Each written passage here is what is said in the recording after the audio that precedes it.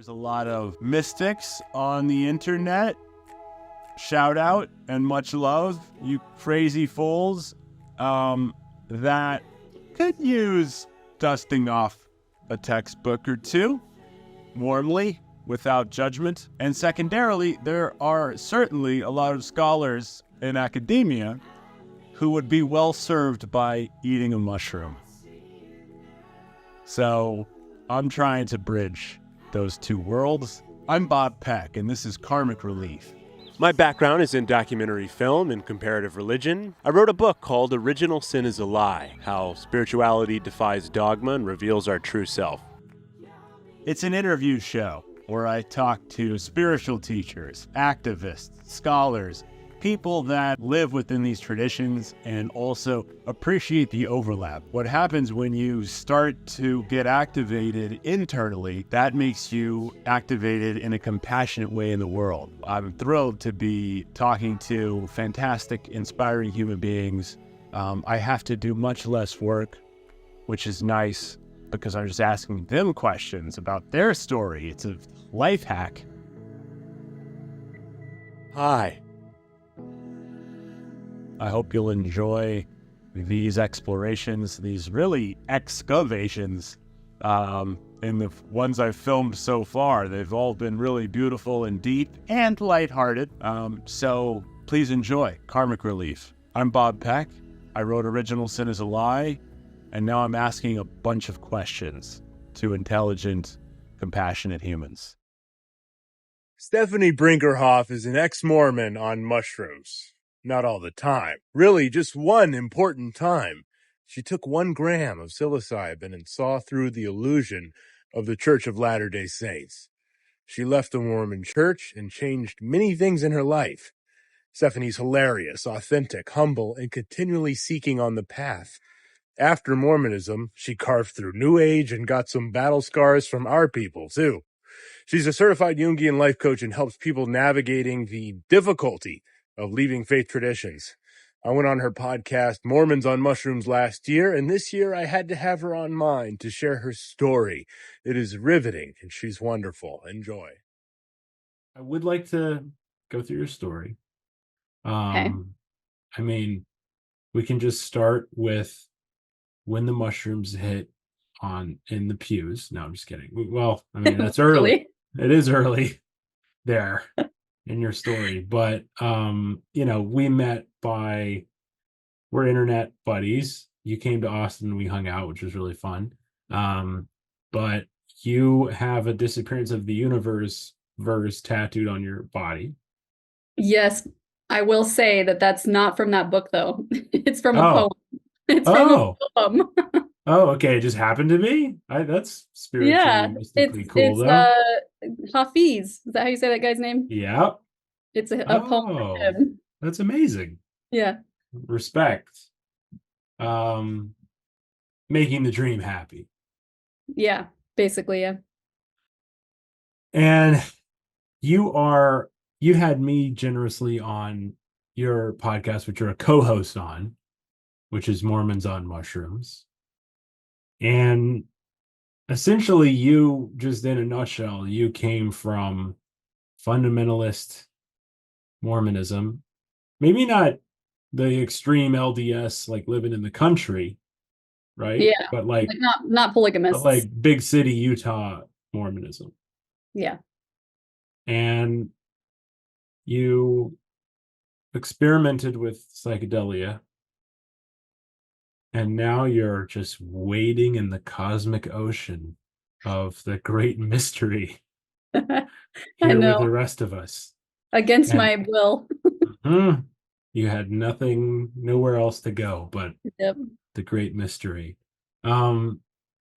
Let's start at the Mormon upbringing. Like it wasn't like, I wasn't there, but some of the people that I know from Mormonism, but really like almost like more, I know a couple of like ex-Mennonite and like Handmaid's Tale people. God love them. That wasn't your experience. You had a happy family growing up. Yes. Yeah. I mean, my experience in Mormonism was pretty ideal.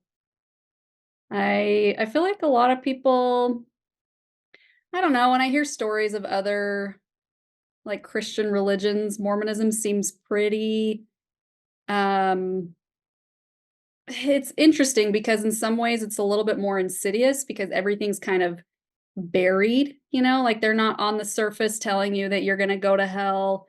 They're very like, God is loving, God is forgiving and all of that good stuff. And so, yeah, my childhood was really, really fluffy. It was about as ideal as it can get in my perspective, looking back on it. It's a complicated, like it's hard to generalize the Mormon experience because I grew up with a few Mormons and they were theater kids. And you said that checks out when I told you that. Actually, it does. A decent amount of theater kids in South Austin in my plays were Mormon. And they were very kind humans and they were very musical and they, very like wholesome, big families. I also worked for some Mormons in my 20s and they ran like a marketing company and they were all like 40s and we were all like 20s and they didn't drink or do drugs. And so they would get their high like from like jet skiing and stuff, Yeah. like adrenaline high Mormons. And we were all just like basically alcoholics. Like it was like the slackery bozos and the Mormons, they were the bosses and we were like the labor class. Anyway, they're Mormons I think are good people. But it's interesting how you left the Mormon church like formally, you didn't write a letter, but you stopped going. I actually did write a letter. Oh, did you? I had my name removed. Yeah. You said, hey, like, dear Mormon headquarters, Yeah. You I'm have not to into this anymore. yeah, Wow. you have to get it notarized. There's like this whole process you have to go through, but then Wow. they'll remove your name. So yes, I did that. Because most people, when they leave a religion, they just stop going. Mormons, you really do have to. That's wild. Yeah. So Otherwise, let's get it. Let's contextualize the Mormon experience because we also just teasing this episode, people. Stephanie explored spirituality. She explored New Age, pros and cons there too. So this is kind of going to be like a two-parter in a single episode from an arc standpoint because I know Stephanie's story, but let's color more of the Mormon experience here for us. Like, Mormonism to non-Mormons is fairly mysterious. Like, we're not sure about you guys. And I think it is because there's just a level of like secrecy. Yeah. Right. And there's a level of like, and there, it seems like there's an interesting little like thread, obviously like, I think Reddit is pretty big. Like I've heard about Exmo. I don't go on there, but, and also like TikTok, I've seen a couple like TikTok exposés of ex-Mormons who talk about the ceremonies kind of like from their deconstruction moment of being like, it was kind of weird. Like, it seems like the closer you get to it from a ritualistic standpoint, the more kind of culty vibes come out. Like I personally, I'm not going to make the accusation that it's a cult. I'm kind of neutral on that, but I can make that. I think I feel like that accusation being on the side. And do you think it's because of the deception of like, it's kind of fun? You said use the word fuzzy and warm growing up. Like, it's this like kind of Disney World plush doll. And then, but the closer you get to it, you're like, oh, wait, everything is like meticulously, cohesively like designed to manipulate people. Yep. Yeah. I mean, if you look at like if you read the book Cultish, she talks all about like, it's essentially, it comes down to like the language of manipulation. And like, there's also like different models that you can follow or like read up on that kind of like define a cult. And it's like behavior control, thought control, emotion control, stuff like that. So yeah, definitely. I mean, it's designed to make you feel, and this is all cults, like they're designed to make you feel very special if you're inside, Like you're That a is part. red flag number one for That sure. is red flag number one. Like you're a part of something unique. And then they have information that nobody else has. They claim to, at least. And then once they suck you in with the specialness and the love bombing, essentially, then they Then you get the rules. yeah, but it's very interwoven. It's not ever like super direct. It's just very like they're saying this, but they're also saying this, and I'm confused because I feel this way, but then I also feel this other feeling that feels kind of yucky, and so it's very confusing and manipulative. Well, let's be clear then. Mormonism is a cult. It is. It is. I know a lot of people, I mean, especially Mormons, hate hearing that. Of course, they hate hearing that. But even ex-Mormons, a lot of times have Christians don't like hearing that original sin is a lie, so it's all right. yeah. Yeah, it's, and it depends on your experience with the church too. A lot of people with Mormonism aren't quite so bought in, and so when they leave, it doesn't affect them quite so much. But if you're living like the Mormon truths by By the by plates. yeah, by the golden plates, then it is like a cult for sure. Yeah, speaking of the plates, maybe we can touch on Joe for a second, just because, I mean, I self-define as a mystic, as kind of, universalist mystic is a term I've used before. There's a paradox in like labeling ourselves mystics because the words can't describe the experiences. But okay, we know that. That's disclaimer. We're labelless spiritual beings, that we're all one, and da da da. But that said, mystics, as a mystic, which I'm okay with that title, we tend to honor this capacity of having, I think, what exoteric religion considers to be like a revelatory experience, or like a level of like divine communion. Yogananda, Milarepa, all these masters throughout history have had some. Ramakrishna just would fall into samadhi, is what the Hindus call it. There's a name for it in all these different traditions.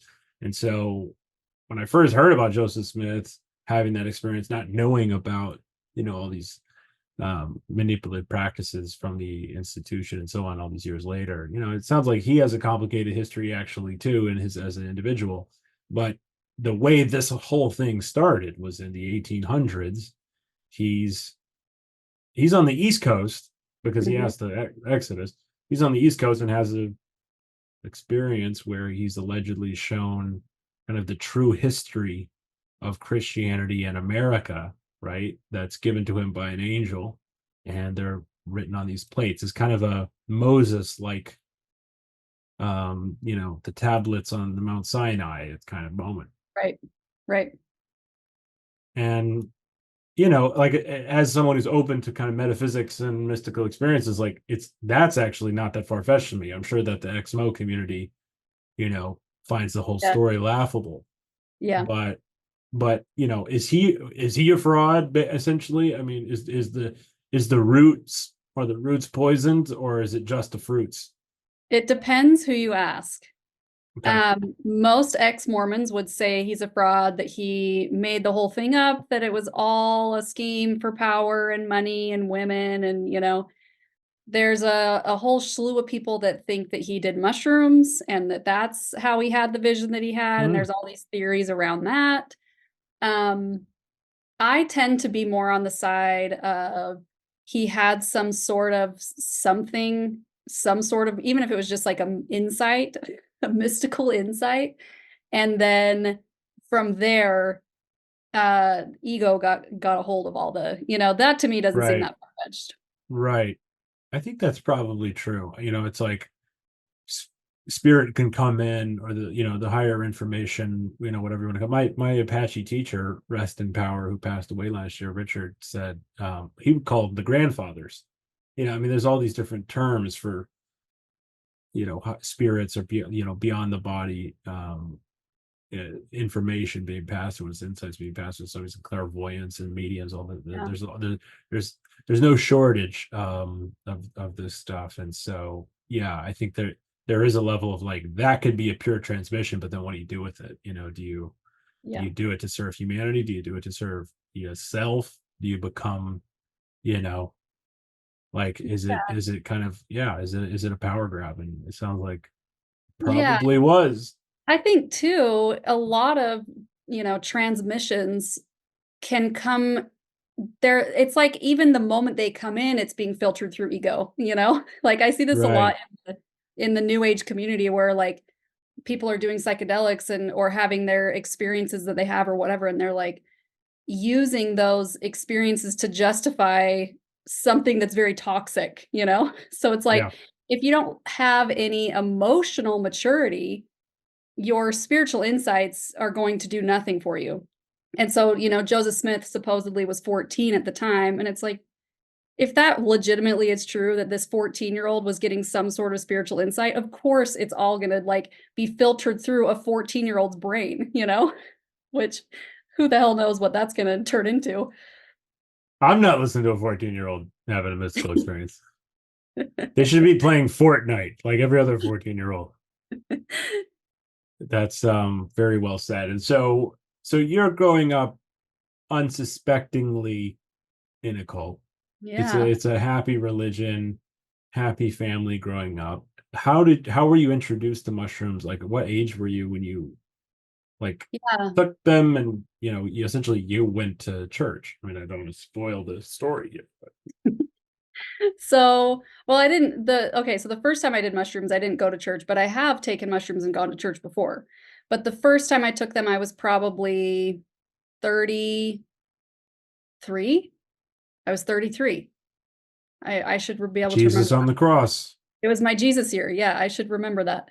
And so you lived your whole life just as a good God-loving Mormon. I like a lot of people who leave Mormonism, it's because they start to have little things that kind of add up where they're like, this isn't feeling right. And they're like, they call it like, oh, what was the final thing that caused your shelf to break is what people always say. Right. And I'm like, I didn't have a shelf really, it was more of like the glass shattered for me. So I was introduced to mushrooms through more of like the mental health, neuroscience-y perspective of like, these can help your anxiety and they can rewire your brain. Post Michael Pollan, How to Change Your Mind, like all 2018. That stuff. Yeah, it was. Yeah, and like the Fantastic Fungi, all those types of things. And Paul Stamets. Yeah. And my husband at the time was like he was like sending me all this stuff. And he's like, I think you should try this. And I was like, heck no. At the time, I wouldn't say swear words. Heck no, I will never do illegal drugs. And it took like a year or so of me reading up on it. And I was like, okay, I think I'm going to give this a try. And I literally told my bishop, which is like my church leader, man. And I was like, listen, these come from the earth. I feel like this is, it's natural. So I think that it's safe. It comes from God. And he was like, okay, like, if you feel right about it. And I remember like Googling, I'm like, mushroom, like Sitter, Utah, because I'm like, where do I buy drugs? Do I need like a drug dealer? And I had 3 kids. I'm like literally a stay-at-home mom in my 30s. So I found this woman down in, she's like an hour and a half from me. She's like, come in for a consultation. I get there and she's like a tarot card reader. I was like, this is not what I was expecting. She's like saging me. There's like crystals everywhere. And I'm like, oh no, And anyway, the rest I'm wading out into the ocean right now. Yeah, I'm like that. And I remember on the way there, I had this very distinct feeling that like my life was never going to be the same. And I was like, oh dear, what is about to happen? And yeah, I mean, do you want me to keep going? Absolutely. It's riveting. Yeah. Yeah. So the first time I only did 1 gram. And so nothing crazy happened. I mean, it's enough to feel it.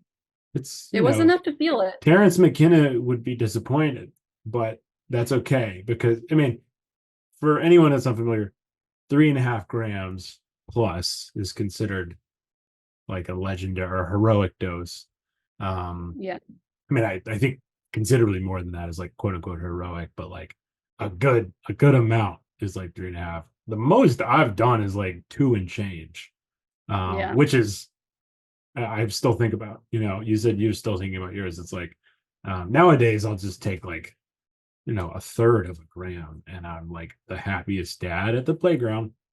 So just for context, so like a gram is like it's definitely like don't operate heavy machinery. Yeah.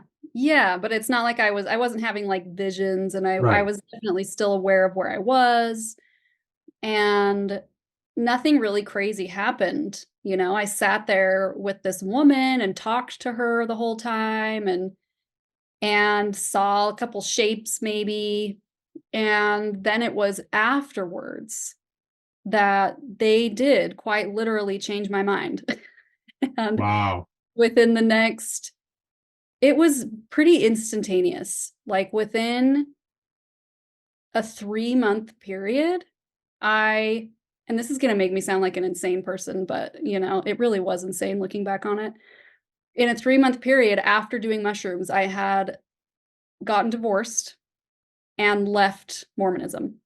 Oh my goodness. And it was basically like, I remember like in the coming weeks after doing mushrooms, I was like reading, like paying attention to what they were saying at church, and like reading these church talks, and like listening to the things that like not just the local church leaders were saying, but like the prophet and like the head of the church, and being like, this feels so weird. And like noticing how everything they were saying actually wasn't loving, even though they were acting like it was loving, that really what they were saying was actually very scary. And it all just like crumbled. It just crumbled. And my marriage too at the same time. And here we are 3 years later, and I'm swimming in it still.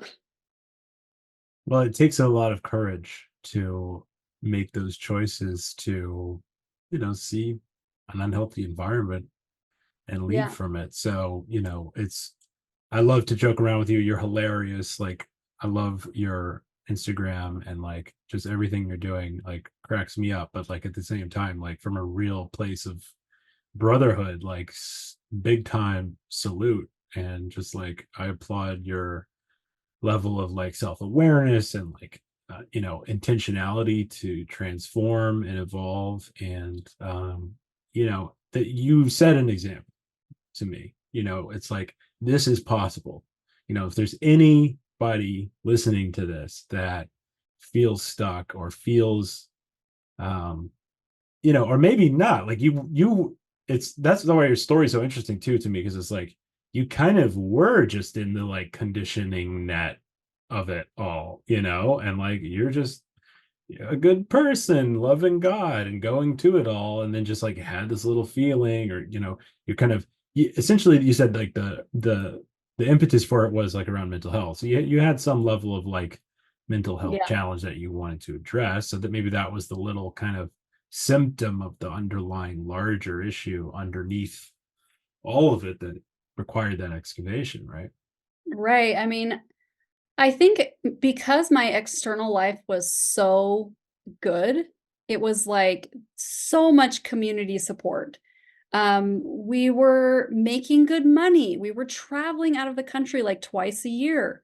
We had family around. We lived in this nice area. It was like everything was so idealistic externally that it was very easy to distract myself.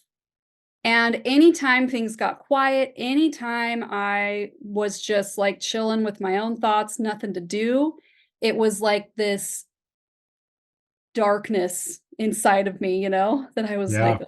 well, what is that, And I had been on an antidepressant for maybe 6 years, and I thought that maybe it was just like, I don't know, hormonal changes or postpartum stuff or whatever. And I was like, I want to get off my antidepressant. And so I'm going to try mushrooms instead. That was the extent of it. It wasn't like I was insanely depressed or insanely anxious, but I think had my life been more chaotic externally, all of that would have come out sooner. Do you remember what some of the specifics around like I remember, I think you said when you first told me the story, like it was like really that week after, or like the week or two after you took them, and then just going through your, kind of white picket fence life or whatever, sitting in church, listening and being like, this is Yeah. nonsense. Like, do you remember specifically what it was, or just like it probably had something to do with like the specialness? Like for me, what psychedelics do, I think, very well is that they make it very clear that we're all interconnected, that there's just one family. I think the secular crowd's comfortable with that we're all one big family. The mystics believe we're all one mind or one entity, but regardless, the specialness stuff it immediately Yeah. becomes quite clearly fraudulent. Yeah. And I think that too, the psychedelics showed me that like the experience that I was told in the Mormon church was the Holy Ghost. You get baptized and you receive the gift of the Holy Ghost. But if you're not Mormon, you don't have it, And I remember looking at people that weren't Mormon and thinking like, oh, like they think they're connecting to God, but not in the way that I am, because I have the Holy Ghost. And then when I did psychedelics, I was like, oh, this is actually a direct connection that everyone has. And this whole like Holy Ghost thing is a bunch of bullshit. And along with that, I mean, the one specific thing that I remember hearing was I was listening to General Conference, which they do twice a year. It's like the prophets get up and they broadcast it on And the TV. prophet is like the leadership Yeah, guys, the old white men. they're like 100 years old. Yeah. And They're I Joseph remember, Smith's young friends. yeah, and I remember the prophet was like saying all these nice things about like eternal families, and he's like, we can be with our families forever, and like God is loving and forgiving and all of this stuff. And it was like, I'm like, okay, this is nice. And then like the very next line that he said was like something like, simply wishing to be with your family forever will not be enough. So he laid on all of this like sweet talking, and then he was immediately like, but, if you want this, you have to. And in the Mormon church, in order to be with your family in the afterlife, like they don't really threaten hell in the Mormon church. They Hmm. just threaten like not being with your family for eternity. So like no big deal. And in order to Hmm. have that, you have to perform their rituals in their temples. And in order to go in the temple, one of the requirements is that you pay the church money. So it's like once you look at it, it's like so obvious. I'm like, it's like glaringly obvious. But when It's you're like, in like, yeah, well, when you're in it, it's like theological love bombing. yeah, Like it's just like, God is love. We love our families. Everything's amazing in this community. But if you don't do this, you don't get to hang out with your yeah, family forever. yeah. And what we need you to do is give us your money. Be alone. Yeah, so pay us. Yeah. We do take Apple Pay. Um, yeah, no, I appreciate all that. And I think just what you're doing in terms of like the podcast, which is Mormons on Mushrooms, which is terrific. I think it's really important that you folks are talking about this and there's an outlet for people to like, heal and joke, and Yeah. it's just really special. It's not special, but it's special. You know what I mean? Yeah. I know. It's not elitist Yeah. specialness. It's profound Yeah. specialness. You then started to explore New Age, The woo. the woo. Dear Lord, protect me from the woo. Okay, so before we even jump in, because I write about spiritual bypassing a little bit in my book. I write about basically kind of the good and bad of religion and spirituality. Like I think as best I could. I'm not, but that's my disclaimer for what I'm about to say is several guests so far on the show. We've talked a little bit about the term New Age And for me, at least, really kind of like before having these conversations, I've kind of been like defending that term, because as a comparative religion background guy and like someone who really likes spiritual bookstores, for example, like New Age, if you go to Half Price Books, which is the best bookstore in Austin, New Age is like a section, like it's just a section of books of essentially this kind of stuff: spiritual, open-minded, interfaith, comparative religion, astrological study, you mentioned tarot, kind of esoteric and occult and so on. And it's like, it's just a category of beliefs. But I think in the last maybe decade, it's hard to say exactly, but probably the rise of like spiritual gram and spiritual talk and everything, New Age has kind of, I mean, probably before that, like late 90s, whatever, 2000s, it started to kind of become something. It became its own monster, if you will. And so I've kind of been like playfully defending the term to say like New Age is kind of like, it's a fun idea, because it's like, don't we all talk about having a new period of humanity where we can embrace each other in a familial way and like respect all religions and stuff? I don't know, like a new age or something.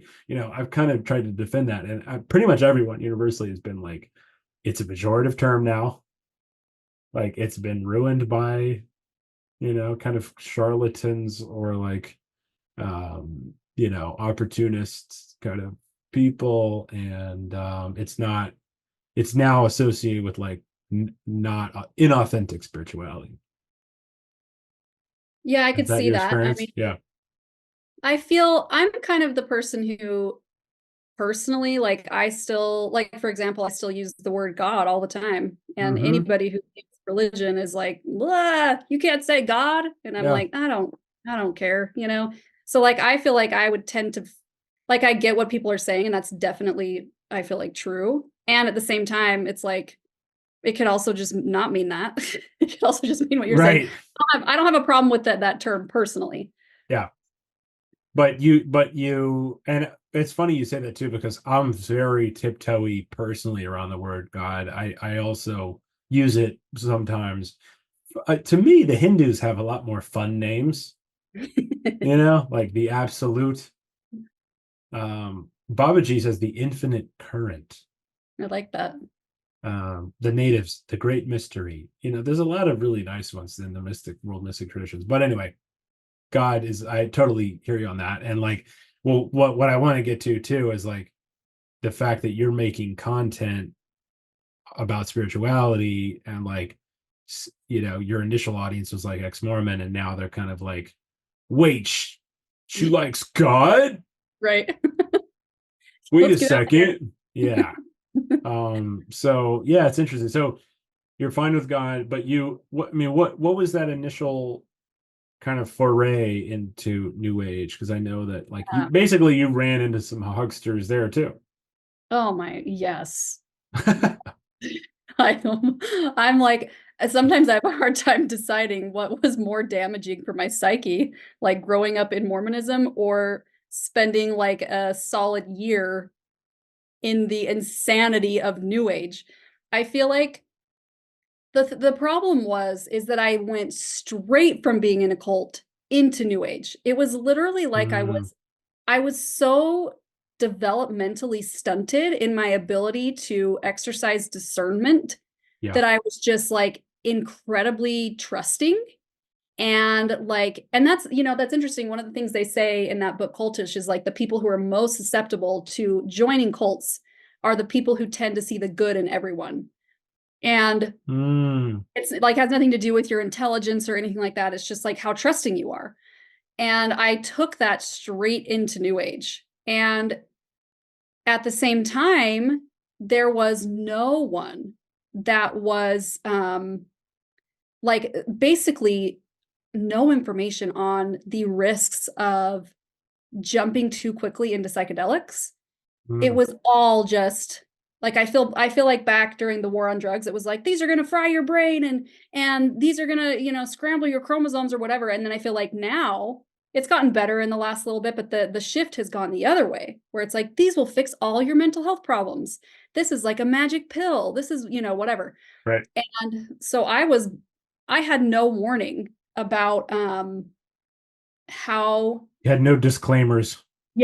how dangerous that is. So like within probably a 7-month period, I was just like, I did 2 big mushroom trips, and I did what's the other one?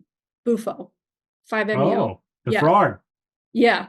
Wow. And I for haven't done someone that. who, I know a lot of people do more drugs than that, but for me, who like literally had cult brain, I felt like an infant brain in a lot of ways, to just jump into psychedelics like that was such a bad idea.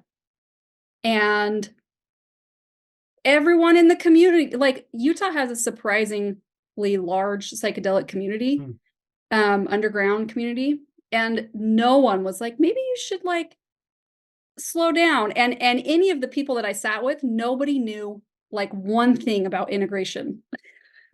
Were they all ex-Mormon? Actually, yes. Yeah. All the people I sat with were ex-Mormon. That's And I interesting. remember it is interesting. And I remember there was one woman that I sat with, and afterwards, I could not get back in my body. I was like, it was like a week later, and I was like in some sort of psychosis. And I texted her and I was like, what's happening? And she was like, you're stuck in the astral plane. That was her answer. And that was all she said. I was like, what's the astral plane? I can laugh about it now, but it was so traumatic. I'm sorry that you endured that, and I think it's a very it's I mean, it's a big bummer for me as someone who has evangelized the benefits of psychedelia, because I feel like, my exposure or like deep study of psychedelia actually came from Ram Dass initially. And if you know his story, he, I mean, just I could do 3 hours on Ram Dass's life, but essentially he was kicked out of Harvard for researching it, fired, and then they did it a lot after that. Like he had a period. They had a house in Massachusetts where it was like him, Tim Leary, the Merry Pranksters, like Houston Smith, the religious scholar, Ginsberg, musicians, philosopher people, poets. They would just do psychedelics there, and they had, I think, a period like the wildest time was they drank like acid, like water, for like 2 weeks. And he basically kind of said in later years, reflecting on that period, like, you always come down. Like the issue with getting high is you come down. So I decided that I wanted to get free. It's not to get high. The point is to get free. And Alan Watts also has that great line, like, when you the biologist stares through the microscope, then you have to take your notes. When you get the call, hang up the phone. Like, or when you get the message, hang up the phone. It's like there's a level of like reflection. There's a level of like using this stuff in a really healthy way. I think a lot of like the real deep thinkers and writers on this stuff in our even earlier period, when it was taboo still, they had that level of kind of respectful caution and reverence that to the point of your story has been lost in certain areas of the modern day psychedelic renaissance. It's almost like it was so caged, right, for so long. Kind of Nixon, Reagan, like, just it became such a bad thing that now, once we realized it's actually not, that we just like let it loose without having that level of awareness and reverence. Yeah. It was an overreaction to your point, yeah.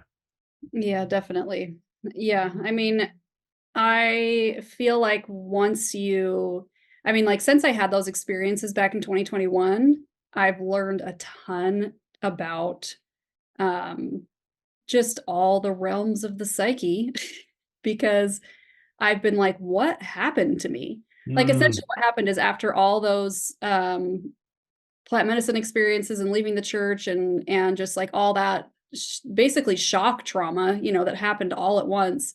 I had like a total and complete nervous breakdown in the end of 2021 that I'm still recovering from. So I've been trying to learn like what happened to me, like what exactly, because the final time I did psychedelics back in 2021, I came out of it and I was like not the same, like permanently, And what was my point I was going to make? Oh, I was going to say that like once you open yourself up to the realms of the unconscious, everything is in there. So you might experience unity and love and oneness and getting high, like Ram Dass talks about, or you can quite literally experience the opposite and like literal hell in the human psyche, like the hell realms, or like getting stuck in a bardo, one of the bardos. And that was my experience and I've only met a couple other people who had long-term trauma from psychedelics like I have had. I know there's more than that, but I only know a couple personally, where it legitimately, like, it was almost like too much expansion too quickly. And I picture it kind of like a rubber band that snaps back. And it's like it's been 3 years and I'm still integrating that last trip. And at the same time, I love psychedelics and I feel like they're life-changing. And I feel like if it weren't for psychedelics, I wouldn't have ever left the church, And so it's one of those things that I agree. It's like you have to understand what can happen and have like a reverence for the power of those plants and the vastness of the human psyche. Like there's a lot going on in there, that a lot of dark corners that most people don't want to look at. You can just push it down. Yeah. Just bottle it up. That's from that sounds like drink, just drug, just. There's the Book of Mormon musical. Have you ever seen that? I haven't, but there's a song here like it's amazing. Just bottle it up. Yeah. It's turn it off like a light switch. Brilliant. It's the South Park guys, right? Yeah. Yeah, very useful like info, and I think there's a couple directions I could go in it. I mean, I do want to say, like, I think I would say a couple things. One is Jules Evans is a contemporary writer on spirituality and mysticism. He's a British guy, and he basically has a series right now on Substack talking about of kind of avoiding certain retreats, and it's become very embedded within the spiritual community now, of like going on like a retreat to Costa Rica to do Bufo or Aya or Aya or whatever it is. And it's like there are people that shouldn't be pouring cups of that. There's abusers everywhere and there's saints everywhere. It's like, so it's hard to know, and it's because it's kind of so early and unregulated right now. It's like a little Wild Westy. It's a little like referential in terms of who knows who. I think there are kind of like, I want to say a recent Jules Evans article mentioned like a psychedelic kind of retreat review board. I'll try to find it. I'll put it in the description. Just around like people realizing the need to point out, like we need a TripAdvisor of trips of like, no, this is a 1-star, like these people need to get shut down because they don't let you integrate, or worse, they are actually running a mini cult and think that they have messianic powers and so on. And so be careful out there. Like I'm not trying to scare anybody, but I think your story stuff is very real, and I think it is a tightrope when you're using this type of medicine to heal. So it's worth being extremely well researched in the future avenues, and sending you peace for your kind of continual self discovery and healing throughout it all. Thank you. I think the worst is over finally, but it's definitely taken me a hot minute to get here. What helped come out of it? Like people talk about integration all the time, and it's like, what does that even mean? I feel like for me, it's been a long process of nervous system regulation where, I feel like expanding or like having those experiences, it was like too much too quickly.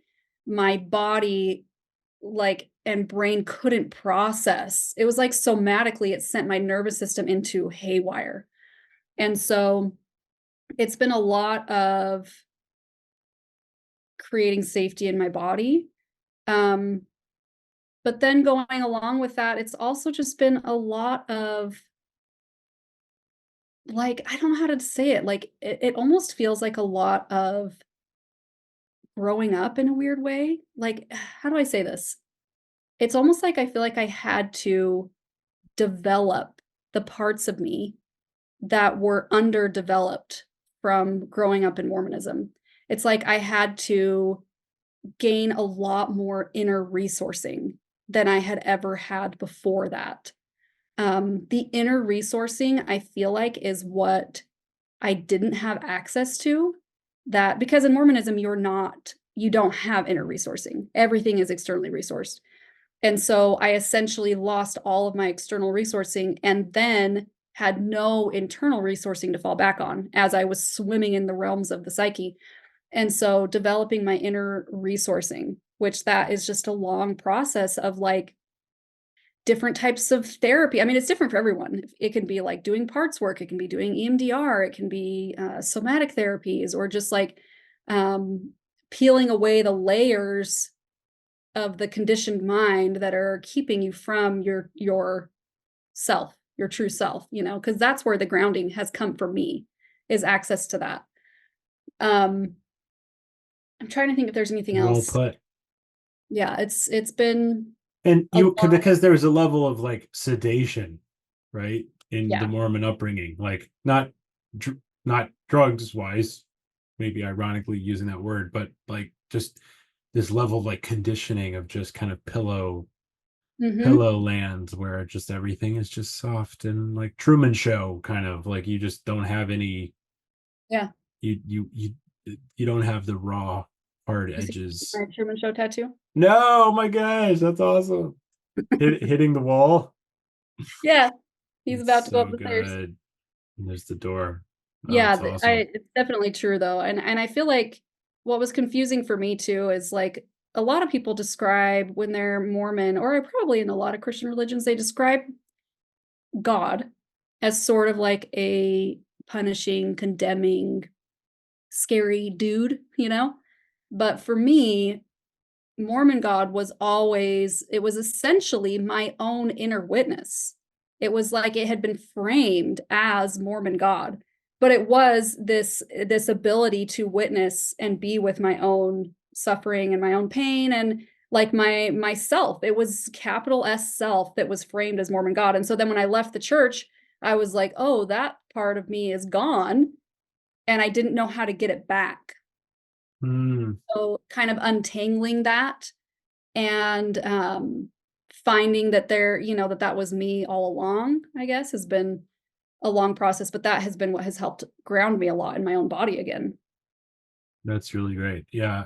In Advaita Vedanta, the self, the capital S self, is kind of is a synonymous term for God or the divine. And Ramana Maharshi, who I think, as perhaps you'll recall, in my book, I make it's brief. might do something longer with it in the future in terms of like juxtaposing Advaita and A Course in Miracles, because there's several lines that you don't even have to read either of them too deep to see the similarities. Some things that Ramana says verbatim to A Course verse almost. But yeah, just like the self and just that level of awareness, that level of noticing, that level of, inquiring within. He says, one of his best quotes is, he says, "Let what comes come, let what goes go, find out what remains." Just kind of using that mystical. There's a lot of very wise mystical instructions across the spiritual path that can help guide us to those places. Yeah, definitely. Another way that I heard it described, at least my own experience, was through Marion Woodman. Are you familiar with her? She's a Jungian analyst. Sounds familiar. So I she think, talks about does Molly yes, reference her? Yes. yes, yeah.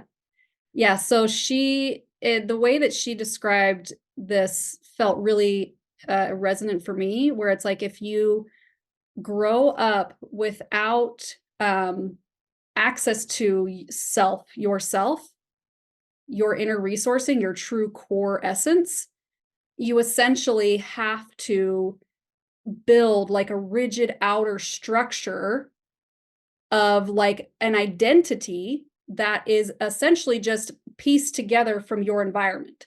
So it's like, for whatever reason, like whether it's through abuse or like being in an unsafe situation or being in a cult or whatever, you can't connect to your true self.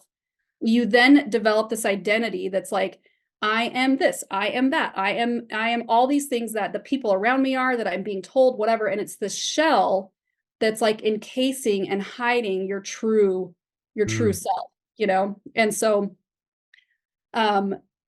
it's essentially like a mind, a weird thing that we do, like a conditioning of the mind that prevents us access to the very thing that we need the most, which has been the process that I've been in. Totally. With that.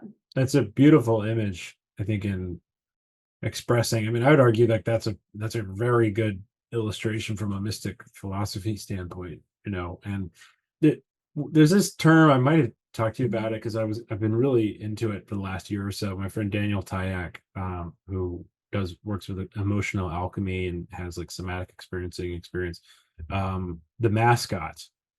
There's almost like this awareness around, once you become aware of that, there's a level of like playfulness with it. Like it's almost like you can use the incarnation, you can use the body, you can use the environment and so on from a place of love and oneness and service. Of course, as I'm here only to be truly helpful, it's like, how can you use it in order to serve yourself and others through yourself. I think it's but you can't do that unless you're aware of what it is, right? Exactly. If it's just a reactive, if it's a vulnerability defense mechanism type thing, then that's you're not going to you don't have that freedom with it. Yeah, because you're identified with your mascot, with your persona, essentially. You think that you are that. Yeah. Right. Yeah, it's like just coming back, seeing it. I said something the other day. I was like, I think I was like, I joked that I feed the five. I said, I have a wife, a son, a dog, and a cat. I am a cartoon character. And I was like, I said something like, yeah, because I'm going to feed, I just keep feeding the five of us. And I was like, wait, I meant four of us. And my wife was like, oh, were you being outside of the body? Or like, were you being the narrator feeding the five bodies? I was like, oh yeah, sorry, let me switch back in. I mean, the four of you. That's great. What are you reading? What are you studying nowadays? I mean, we mentioned disappearance, and I love that you're evolving like transformation or remembrance, maybe. Mystics, it's more of like a remembering or an undoing. But as you continue along on your path, the material changing from like kind of like middle finger anarchist exmo to like loving, Yeah. dream mystic person. But now you're kind of in this like it's like maybe a little full circle right now, because the last like month or two has been like the mental health thing back again, which has been nice, kind of existential and everything. Yeah. So it's a dynamic. Creativity is dynamic, and it should be expressive of where we are. But it's a great. I love that you were like, one of our early conversations like a year ago or something, you were like, I'm losing followers because as I'm Yeah. quoting disappearance of the universe, like, but I also don't care, and it's like Yeah. people are going to find you for wherever you're at. Yeah, I mean, I gained a lot of followers because I think in the beginning I was able to really articulate exactly what Mormonism does, which people have a hard time seeing because it's so manipulative. So I had all this content that was like, here's what was happening to you. Let me explain why you're struggling so bad now that you've left, And I've definitely, like, that's not my landing place. So I'm like at the core, I'm like a very mystical woo person myself. And so I kind of, I started out in that realm of like helping people deconstruct Mormonism. And then I got really deep into like Jungian stuff, Jungian psychology and the psyche and all of that, which I still love. But now I'm coming around back to the woo again, which has taken me a minute to like warm up to, because there was so much trauma there. But that's really Like where, Jung himself, yeah, if I exactly, if like I real may, you, yeah, yeah, not a Jungian, but an actual Jung. but Carl Jung Yeah, yeah, yeah. So yeah, I mean, what am I reading? channeled a text from a Gnostic teacher Yeah, in his latter years. yeah. It's funny how even That king. like make all that stuff dogmatic.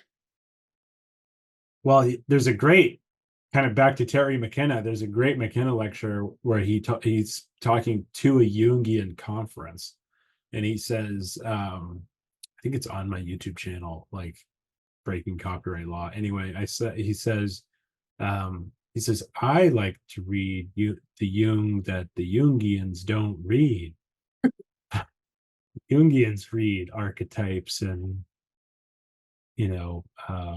collective unconscious and synchronicities, and it's amazing. I mean, and that's all you need, really. And everyone needs that. But when you keep reading him, then you see him continue down the rabbit hole. And I think as a mystic, for me, it's it's a beautiful like validation almost, like, and it's not needed, because we're not a cult and we don't need people to fucking give us the rigidity of stamp of approval or whatever. But it's just a cool thing to be like this, very intelligent father of psychoanalysis who was just sweet and who just read everything and affected all these different disciplines. Yeah, Turned out to be, essentially a Gnostic. yeah, He was a modern day Gnostic, which is a beautiful thing. Take that, yeah. Irenaeus. Yeah, no, I totally agree. I feel like at the core, I mean, that's why Mormonism and religion worked so well for me, because it was such a there was like that's what I was using to access my own spiritual mystical connection. And so now I'm like making, full circle, kind of coming back to that aspect in myself. And I am still losing followers, and that's totally fine, because honestly, like, I feel like exactly what you said. If I keep following what feels true to me, it's going to take me somewhere. You are very good at articulating all of it. So I think just my bro piece would just be like, keep untangling it for people. And I see there's a couple of very good, like, kind of deconstruction, post-religion therapy accounts, where it's like, I mean, original sin is a lie. Like, it's like, I think just speaking to folks who've left is super important. And I think that's something you and I will be doing for a long time. Yeah. But yeah, I mean, I think that sometimes, like for me, even I just changed my handle. It had been Original Sin's Life forever. Now it's Bob Peck. It's the mascot. And but I kind of was like, oh, there goes my hook. But then it was like, you know what? I don't talk about Augustine of Hippo, on every post. Like, if I was just this crazy obsessed person with like disproving original sin forever, it would be. But even the book is like 1/5 about original sin, if that. It's like the whole thing is about you're inherently divine, and that's what all the mystics say. But I think, anyway, it can be misleading. So it's okay to be dynamic. It's okay to be, changing it. Let's see if I can find. I just wrote it down the other day, so I might have to paraphrase it. But there's a really good George Harrison quote that's relevant. He says something like, "As soon as you're working for truth, or like as soon as you're harmonizing with truth for truth's sake, no one can touch you, because that's the highest."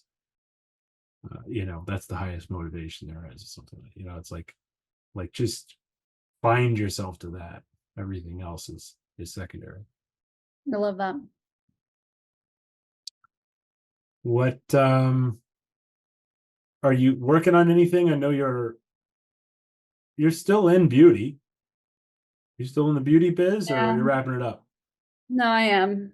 If I like had an infinite supply of money, don't we all say that? I I would like to move into doing something else eventually. Well, I But work as a technology account manager, yeah. so everybody's out here. Yeah. Yeah, it's relatable, right? And I can't complain. Like I have really enjoyed doing what I do for a lot of years. So, I mean, ultimately the goal for me is to move into like psychedelic facilitation and integration. Um, and that has been my goal. I mean, I know people often say that in the beginning, they like do ayahuasca and they're like, "Oh, I want to be a shaman or whatever." But like it's been a really long process, like a 3-year You're process. not that person, trust me. Oh, yeah, because I'm like, I can see I have seen what can happen. And so I'm like, no, this is something that like people need to Yeah, take. there's a real need for it. Yeah. Yeah, yeah, yeah. But it's gonna take me some time to get there because I'm still like my body is still literally like recalibrating. But long term, that's where I'm hoping to be. And it's interesting, kind of back to the mascot and like the persona of like, even like working in the beauty biz, right? Mhm. Of like body Mhm. identification, which Yeah. is somewhat at odds with I know. mystic philosophy. But Yeah. it's part of the cosmic joke, I think. I mean, even Yeah. my joke is, I helped advertisers on the internet sell Mhm. products, right? Yeah. And I've never not wanted less things in my life. Like, I don't Totally. need anything. I mean, Totally. whatever. I bought a microphone for the thing. I have an Amazon Prime account, but I don't, I don't like, I'm not trying to obtain a bunch of shit, and I'm helping people sell a bunch of it. So it's a funny, I know. we're all little paradoxes out here.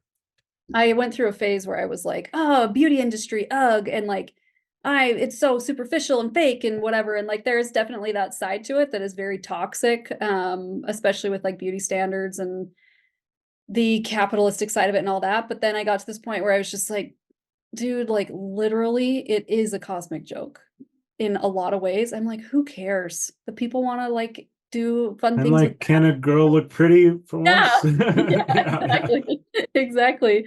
And now I've come around again where I'm like, "Oh, this is fun," and it feels different from before because I don't feel like my worth is dependent on if I have wrinkles or not, But now I can help people feel like it's almost like a ritualistic thing in a way, you know, like Yeah. doing hair and you know, Totally. they bond with you and vice versa. My wife has gotten kind of more into it despite her spiritual, practice. It's in a lot of ways, it's really fun. Totally.